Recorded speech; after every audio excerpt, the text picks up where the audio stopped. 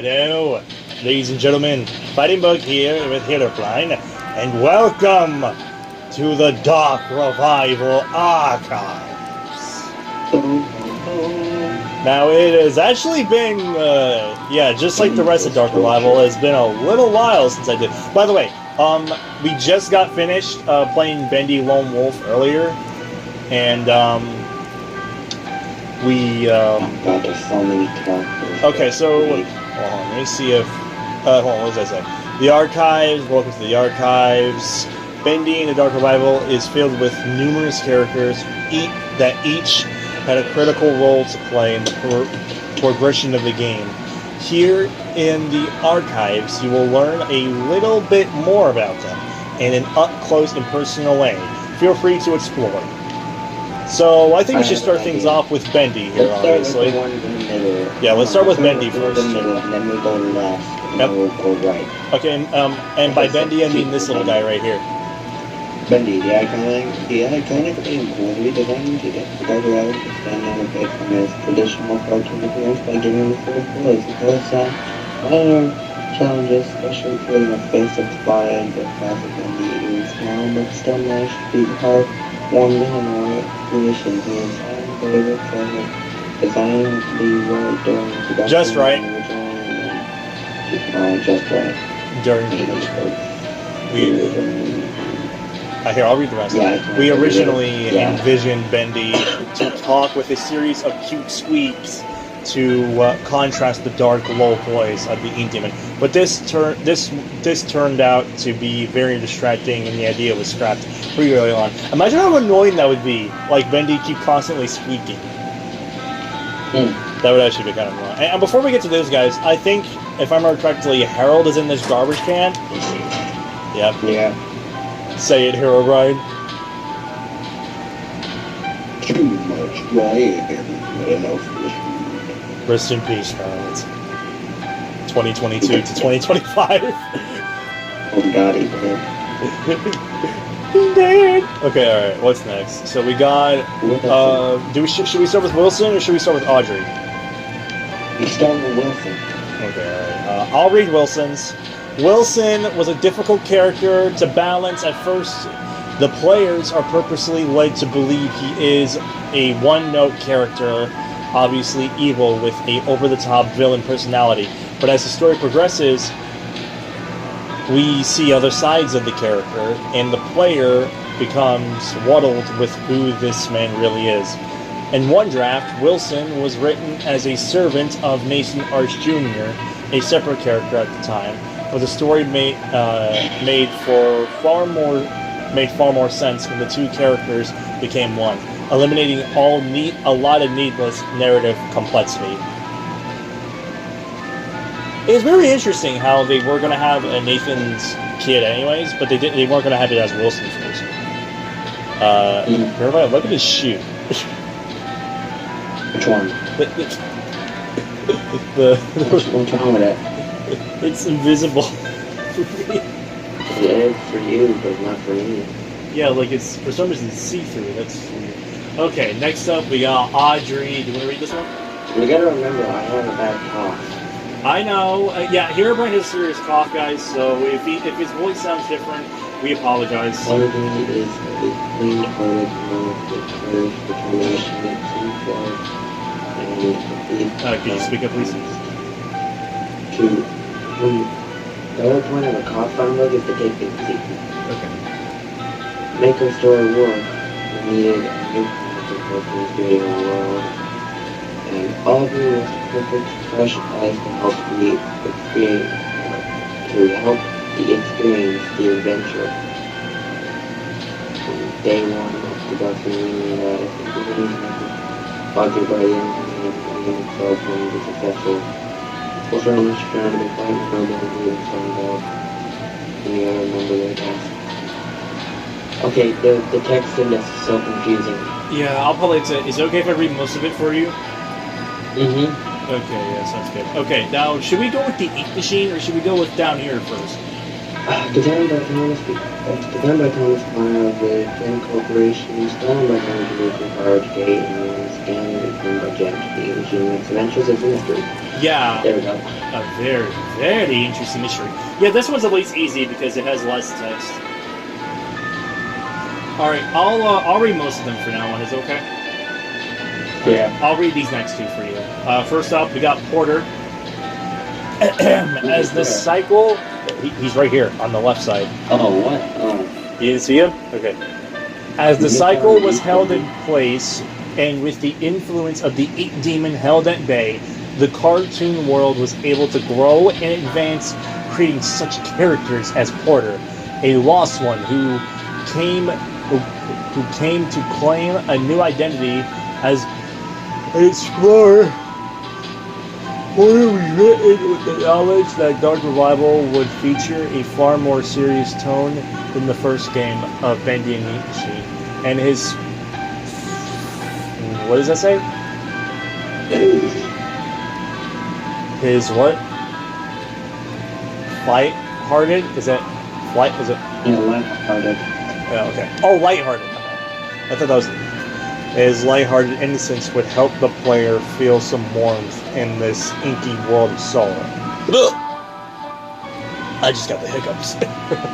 Alright, next up is Heidi. It is believed that Heidi has spent some time in the pit, a prison set up by Wilson and the Keepers.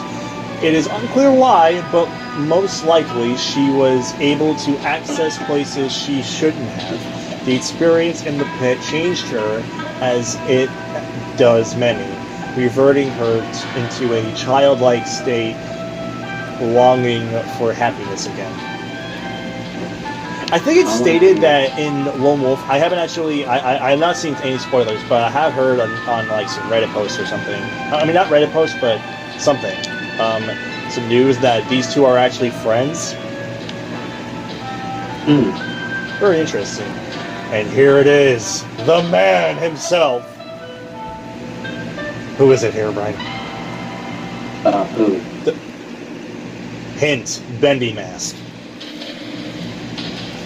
Uh-oh.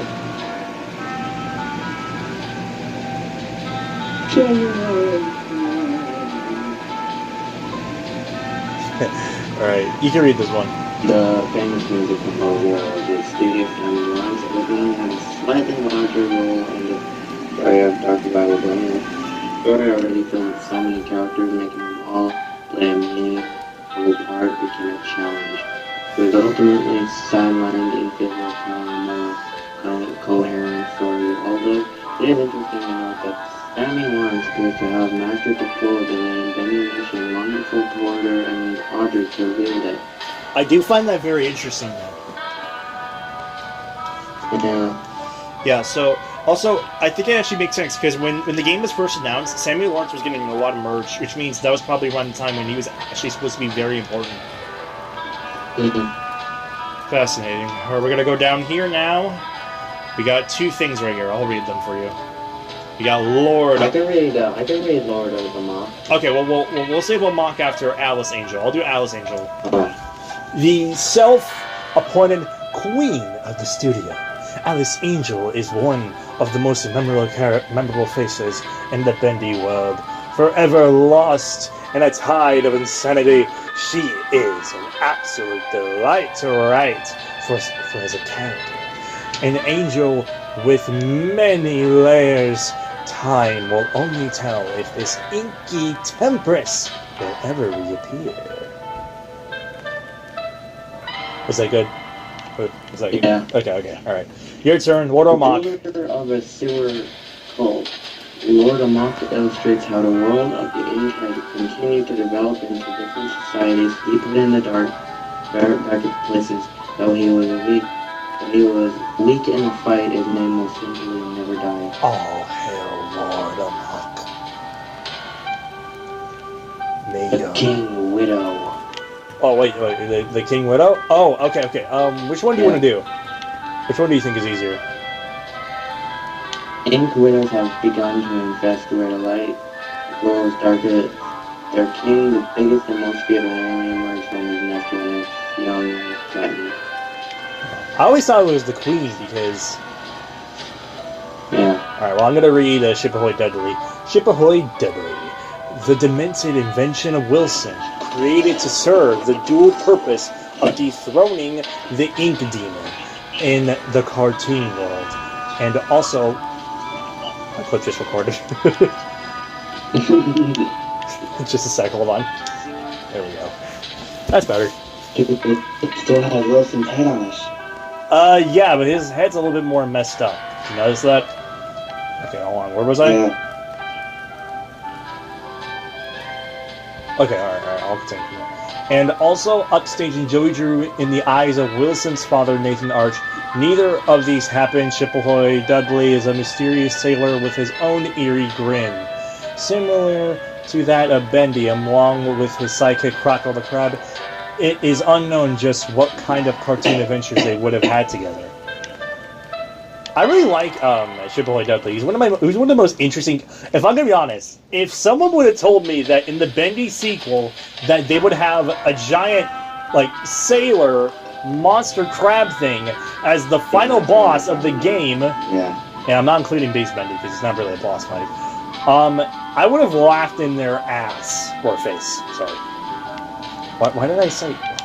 Did you die to him at all, or? Not really. Oh, okay.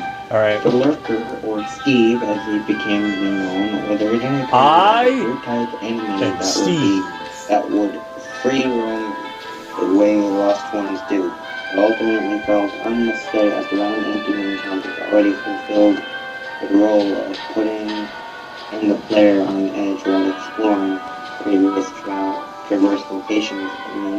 In the end, the Lurker found a much better calling as an unlikely ally, effectively expanding into more than just a typical enemy. I really like the Lurker's design. He is so interesting. Goddamn, do you think Blue Boris could fight something like this? No. Actually, yeah, you have a good point. Alright, now we're gonna go visit the Butcher Gang. Oh, right, the Butcher Gang. Yep. First off, we have the Keeper.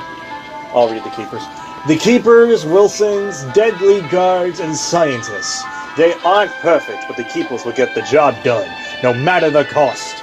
They are responsible for pressing the ink demon inside a smaller place, keeping his powers sealed away until Audrey came along and unknowingly changed the situation. The Keepers were visually designed to reflect the dangers and evils of the ink machine itself.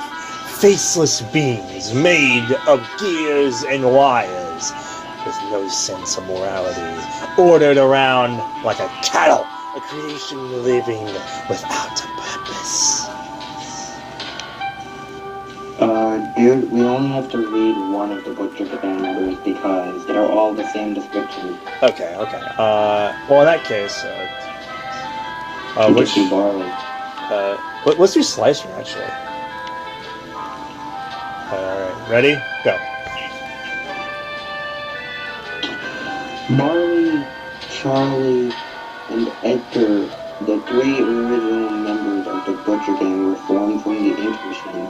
Deconstructed by Alex Angel for body parts and bond together to stay alive with sneak attacks on their prey. Indar will meeting an artificial fourth member of the gang, Carly, the ghost girl.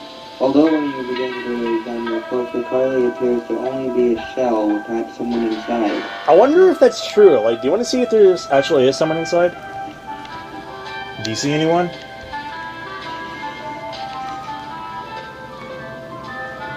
If I'm gonna be honest, Carly's one of the most interesting characters I've ever seen in the game, despite how annoying she is. What?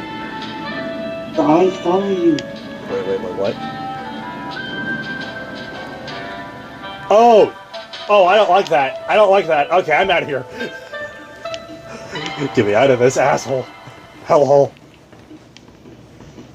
Knockhole? Didn't you have to deal with for the whole game?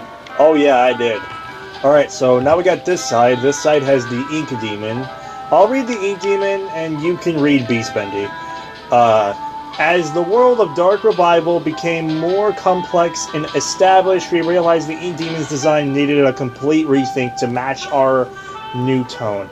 Previous versions of his appearance looked absolutely silly when placed in the world alongside the other characters.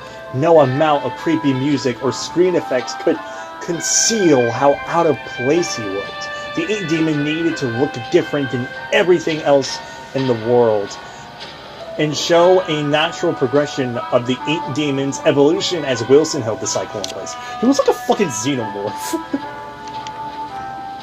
Doesn't he? Yeah. Yeah. Okay, alright, your turn, Beast Bendy. Returning for the climax of Dark Revival, Beast Bendy also visited with the mindset of making him far more powerful and beast-like. Additionally, in most horror games, they tend to build to a point where the main villain becomes the final form monster as a final boss. Practically a trope. Our idea, what if you got to play it for that final form instead? It's very interesting, though. Yeah. Yeah, if I'm being honest, I like to see as the Ink Demon as like a xenomorph, while Beast Bendy is like Venom. Somebody doesn't look like Venom with those teeth. Alright, okay. So we got, where should we continue from here? Betty. Betty? Okay. I was gonna go... No, Joey Drew. Yeah, I was about to say, Joey Drew. The man, the legend, the memory. Creating this version of Joey... What the fuck? Hold on. Sorry about that. Sorry.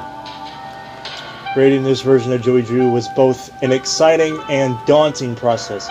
It was clear from the start that this version of Joey would be different from the one from the original Bendy and the Machine game. This was a man with all the guilt from a past life, but without the experience to fully understand it. The real Joey Drew made many mistakes, but ultimately learned from them. This doesn't absolve him of his sins, but at the end of his life, he was able to help correct some of them and help fight the darkness he created. It really is interesting how, out of all people, Joey Drew would get a redemption arc. Did you ever realize that? How the guy who literally caused all this to happen, for some reason got a redemption arc. Crazy. Yeah. Hey, take some notes, William Afton, or Harley Sawyer? I don't fucking know. Alright, next up is Betty. Wanna read this one? Oh, Betty? Yeah.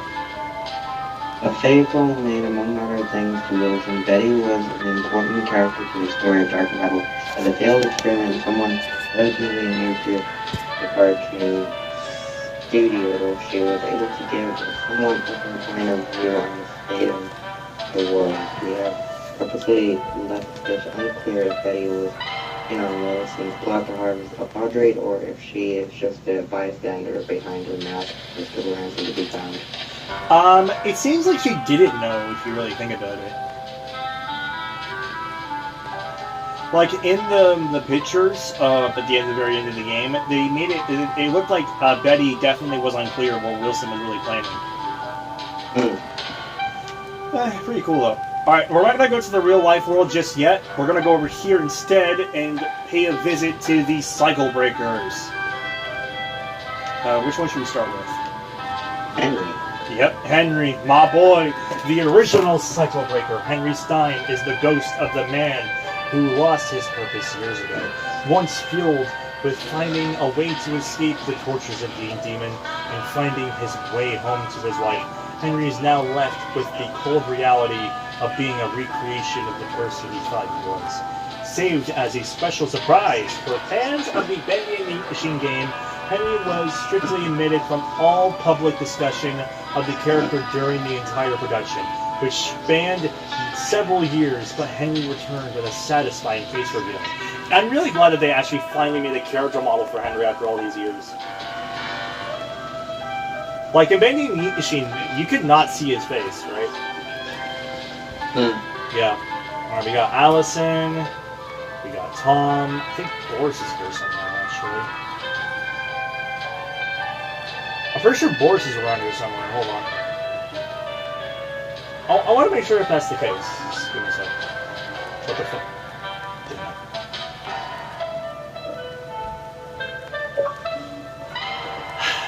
Don't worry, I'm still recording. Sorry about that. That was awkward. As I was trying to say, can you still hear me? Yeah. Okay, I'm so sorry about that. I wonder if where was Boris again?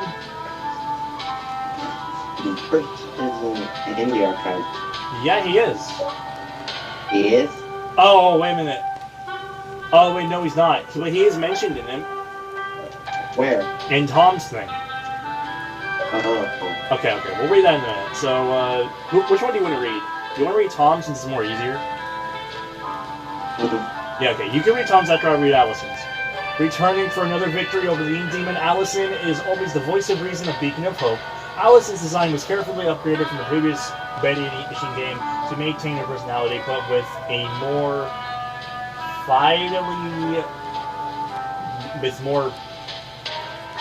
what does that say? With a more, I don't know.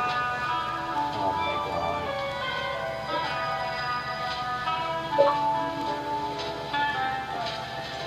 god. Hello? Yes. Okay, I have to get used to that. After we make this recording, you're restarting your Xbox. Yeah, okay, I'm sorry. Also, with more, what does that say?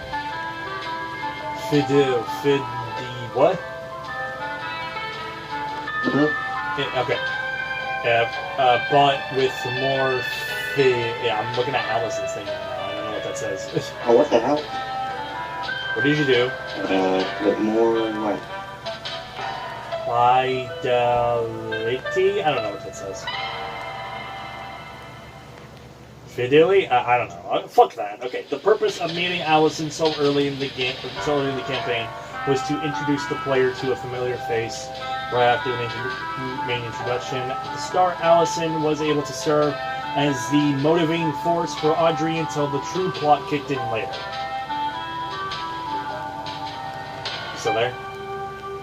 Yes. Okay, good. Alright, your turn. Read Tom's. Herobrine? What? Read Tom's. Amazon Southern Protector named Boris Coleman Walter named Warfare. Boris Wolf the journey into the game. Boris is experiencing a dark survival for everyone. Which we are experiencing very soon as well. Alright, next up, we're going to go to the real world. Also, I have read that Cine is in this. It's just really hard to find him. So first off, let's start with the donut. Audrey's donut. No, you can't have it, Audrey. I want a donut. Alright, let's start with Nathan Arch. Nathan Arch CR. Nathan Arch was everything Joey Drew wasn't. He worked hard, built from nothing, and never compressed his integrity. Joey had big dreams, but Nathan accomplished his own dreams. He and his wife Tessa raised a son with as much love and care as they could, despite Nathan's career pressures. Sadly, his son did not share Nathan's natural talent for business and enterprise. Okay. Alright. There's also this bendy cutout that says, how do I get over it? Who put this here? Am I gonna put what here? The cutout? Yeah, the cutout, yeah. It says it. Hmm. Also, if you go behind Audrey and Wilson, I'm pretty sure you could see... Do you see that? See what? I saw Cindy. No. Yeah. Hold on. I want to see if there's actually a way to... I want to see if there's a way to go behind and... more close to late. It's kind of hard to okay, it's kind of impossible to do it, isn't it? Oh my god, why can't I clear my damn phone? Alright. And Cindy is behind it, but I guess it's kind of impossible to view him. But you know what, that's okay. And I think, honestly, if I'm going to be honest, I'm not really interested in reading these ones. Because we already know about Audrey and Wilson, right? Yeah. So we're just going to... But you know what, I think that's pretty much it for the archive, really. Nothing really special, I mean, we already read this before, but... Well, yeah, it's very special, actually. What am I talking about? Okay. So, Herobrine, how do you feel about coming back to this? Now, ladies and gentlemen, before we head back into the exit, I will like to let y'all know something. Bendy the Dark Revival and Bendy and the Ink Machine are done for this year, but that doesn't mean we don't have one more Bendy game to check out that Herobrine is able to get us. Oh, right. But we're not gonna, let's not announce it, because I may or may not have a little teaser intro that I might introduce here. So, ladies and gentlemen, prepare yourselves, for this is coming soon.